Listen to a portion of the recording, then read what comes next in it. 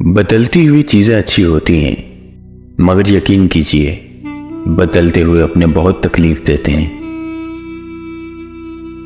ہجوم کے ساتھ غلط راہ پر چلنے سے بہتر ہے کہ آپ تنہا راہ ہدایت پر چل پڑیں۔ کبھی ماں باپ یاد آئیں تو بہن بھائی مل کر بیٹھا کرو۔ کسی کے چہرے پر ماں مسکراتی نظر آئے گی، کسی کے لہجے میں باپ۔ لوگوں کو اس بات سے غرض نہیں کہ آپ خوش ہیں یا نہیں، انہیں فرق اس بات سے پڑتا ہے کہ آپ انہیں خوش رکھتے ہیں یا نہیں۔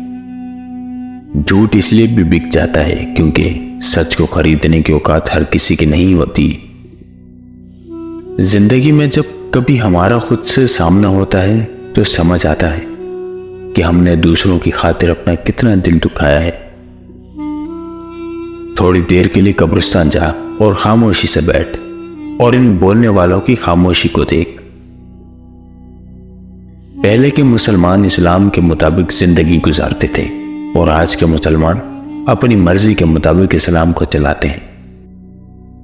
تمہارے نفس کی بہتری کے لیے اتنا کافی ہے کہ تم ان چیزوں سے دور ہو جاؤ جو تمہیں دوسروں میں نہیں پسند۔